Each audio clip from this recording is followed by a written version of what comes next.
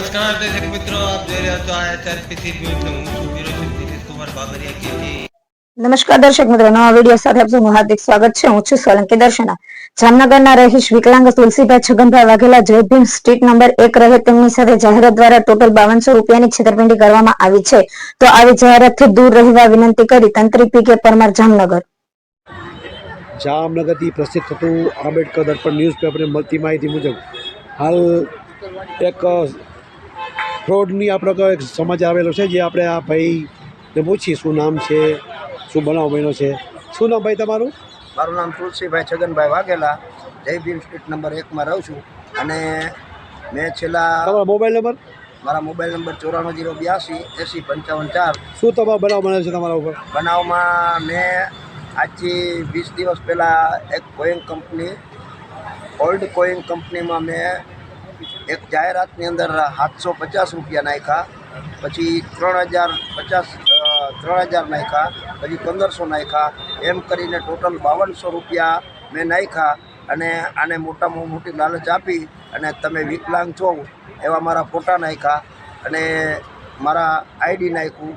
એટલે મને એને એમ કીધું કે તમે વિકલાંગ છો, તમારું ખોટું નહીં થાય. છતાંય મારું ખોટું થઈ ગયું. અને આ ઓલ્ડ કોઈંગ કંપની મુંબઈ, દિલ્હી, અમદાવાદ આ લોકો જે ખોટી જાહેરાતો કરતા હોય છે અને ગરીબ માણસોને હેરાન પરેશાન કરે છે. અને અભણ લોકો આની અંદર જે અભણ લોકો છે એ ભોળવાઈ જાય છે અને આવી દરેકને આવી હાલત કરી અને મૂકી દે છે. જે ઓછી ઉધારા કરી અને પૈસા નાખ્યા હોય અને જૂના સિક્કા ને નોટું ને બધું ખોટા કાયદેસર નાખ્યા હોય. અને આ લોકો અવારનવાર આવી જાહેરાતો કાયમ માટે સવારે ઉઠતા વેર સિક્કા, નોટું, આવું રાજ્યાની અને ઘણા એવા નામ હોય છે, દીપક, આ બધા આવા અવારનવાર ઓલ્ડ કોઈંગ કંપનીવાળા ગરીબોને છેતરી અને અવારનવાર હેરાન પરેશાન કરે છે.